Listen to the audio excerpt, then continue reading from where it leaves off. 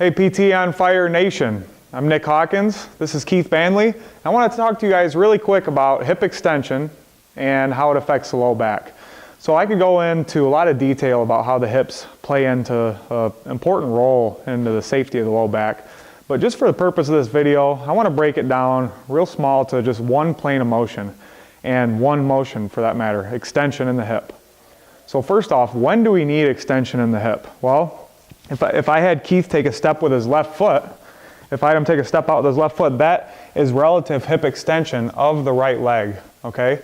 If his hip does not extend during that phase of gait, the lumbar spine is going to be compressed in the sagittal plane. So we're leaving out the frontal and the transverse planes right now.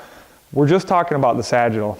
So that sagittal plane motion of hip extension is very important.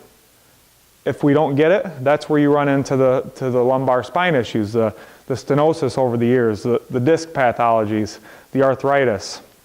Even more of the serious problems like the anteroretrolisthesis, those types of issues. So hip extension, it's needed, it's important. So what we need to think about now is what is a strategy, what is a technique we can use to functionally and authentically gift the person that extension.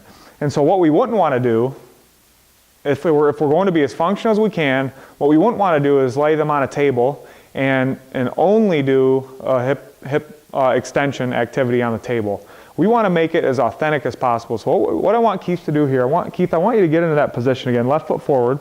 And what we want to do is wind up or lengthen that hip flexor, the psoas muscle, in all planes of motion here. And then we're going to really drive that extension using our hands, okay?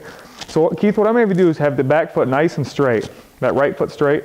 And what I'm going to do with my hands, knowing that the psoas muscle gets lengthened relative internal rotation, I'm going to put my left hand on the inside of his thigh. I'm going to use the right hand to place it firmly on the PSIS. And Keith, I'm just going to have you rock forward and back for me. Forward and back. So what I'm doing is I'm applying direct pressure with my right hand as pushing that PSIS forward anteriorly, and I'm just slowing down the femur with the left hand. And since I have the grasp of that femur on the inside, we're getting some relative extension, but also relative internal rotation. This is considered an FMR technique, from the Gray Institute. And so this simple technique, usually I do it with patients 10 to 15 reps and 2 to 3 sets throughout a treatment session, and then I'll have them go and do it as a home exercise program. Simple technique, quick, easy, and a lot of times it produces immediate results, really makes a believer out of the patient, really giving that hip some extension to help out the low back.